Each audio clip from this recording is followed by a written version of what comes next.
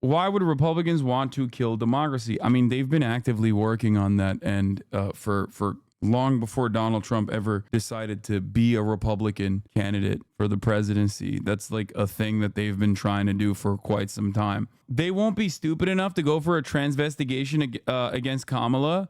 I hope they are. I hope they transvestigate Kamala Harris. One, that's funny, and it's content. And two, that kind of mania is exactly what they're going along with right now. And that's kind of the reason why 2022 was a dud. They tripped themselves up by being insane on the timeline, okay? This is here. Put this under the the Republicans want to fucking destroy democracy category. Here it is. Fight! Fight! Fight! We got time. Come on. Hey, we are in the fight for the soul of our nation. I believe wholeheartedly Donald Trump and Butler County's J.D. Vance are the last chance to save our country politically. I'm afraid if we lose this one, it's going to take a civil war to save the country, and it will be saved. It's the greatest experiment in the history of mankind. Yeah, no, keep doing that, man. That's awesome. Keep this energy, please. This is such a fucking L. It's so awesome. No. This is great because they can't help themselves. Republicans cannot help themselves. They've grown far too comfortable in their fucking violent narratives. They literally cannot help themselves. This is a time where the Republican Party is supposed to angle towards the moderates. This is a time where they're supposed to change their narrative. This is a time I was a little worried for a brief moment when Donald Trump said, oh, after I got shot, shit changed. I'm going to be the fucking unity guy now.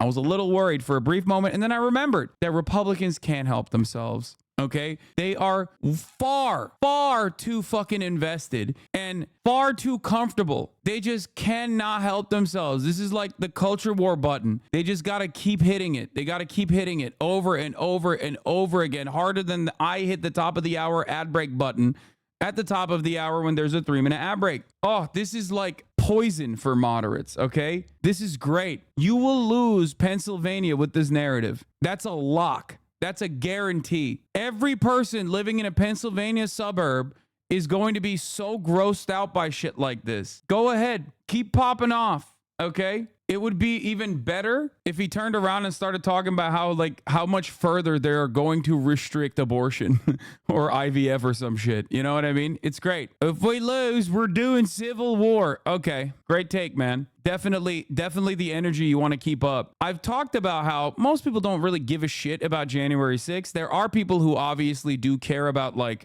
the democracy is on the ballot narrative. There are some who look at like January 6th as like a gross violation of American principles. And this is the most effective way to remind those people that, you know, these guys want to do it again. Go ahead, feed into that.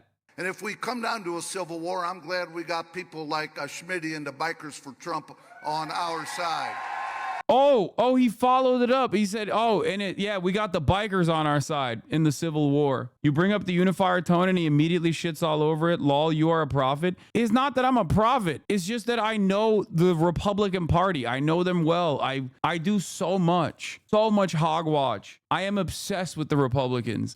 I'm obsessed with the way they message. I love it. I think it's so funny. So that's it. I know that they cannot help themselves. On the one hand, they're like, oh, we got to do more moderate messaging. Here's another insane thing that is going to look really bad. Kamala Harris has no biological children. Go ahead. Run with that. Please. Please fucking run with that. Please. Great narrative. Great message. Treating women like they're fucking cows to be bred. Gonna play out excellent, okay? These motherfuckers are gonna lose Kentucky and shit if they do that. They're gonna lose the 52% white women vote if they keep doing that shit. And obviously a lot of women are still obviously misogynistic, for sure. But like there is a certain level that you cannot go beyond. If you just start being like, yeah, no, why is Kamala Harris not barefoot and pregnant in the kitchen?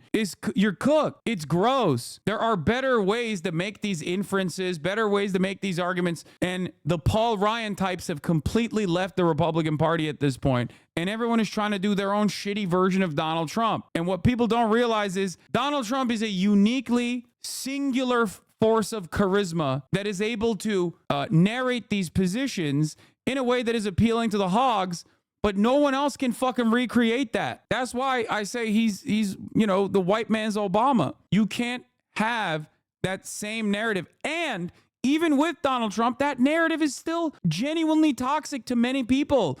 That narrative is still why you saw a bunch of fucking people in 2020 swap votes over to Joe Biden. I'm telling you right now, that shit absolutely is the easiest way to hand this election over to the Democratic ticket. Like, this is exactly what I'm thinking of that makes me feel more confident in Donald Trump not winning re-election. Like, yeah, also saying foster parents aren't valid either. Exactly. That's so psychotic.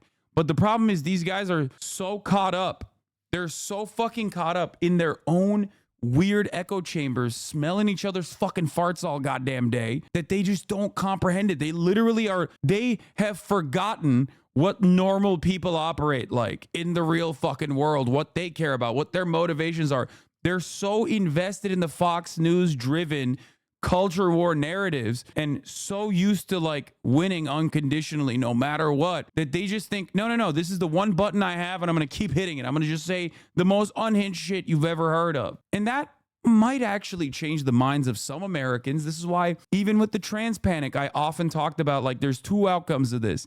Either they keep hitting the fucking anti-trans button over and over and over again, or, and that's really terrifying, that means like, the moms and dads in the suburbs that are like lifelong Republicans have now become like schizo QAnon people, or they just feel like this narrative is too sweaty. They don't want to fucking think about like children's genitals all the goddamn time, like fucking Matt Walsh. Yeah, here it is. Here it is, by the way. This is exactly what I was talking about. JD Vance calls Kamala Harris a childless cat lady who is miserable with her life. Like, Tucker Carlson is a phenomenal propagandist, okay? And he plays a really good role in radicalizing people.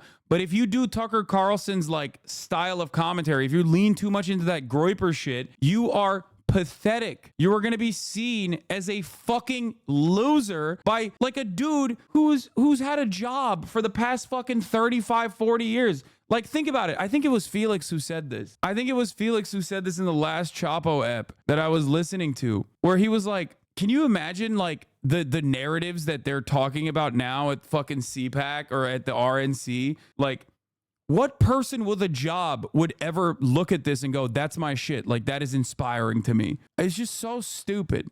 By a bunch of childless cat ladies who are miserable at their own lives and the choices that they've made. And so they want to make the rest of the country miserable too. And it's just a basic fact. You look at Kamala Harris, Pete Buttigieg, AOC, the entire future of the Democrats is controlled by people without children. And how does it make any sense that like, dude, you are gross as fuck, brother. You're creepy. This was being sold at the RNC. All of us had better buckle up. The stuff they said about Hillary in 2016 or what they've been saying about the Democrats in the Biden era will be nothing compared to what will come next. Great. I say bring it on. I say bring it on. Why? Because Hillary Clinton did not lose because she was a woman and they did like so many fucking misogynistic attacks. When you're a woman, especially if you're a black woman, yes, you have a harder battle to fight. Barack Obama was a black man. It was historic. It was a hard battle, but he was able to overcome it. Hillary Clinton lost because she was a political operative that was hated for decades at that point, okay? So much opposition research, so much anti-Clinton sentiment was a permanent plank in the Republican Party. And Hillary Clinton, despite all of that, still fucking won the popular vote, by the way. The reality of the matter is, this is now a race that Kamala Harris could potentially win. Anyway,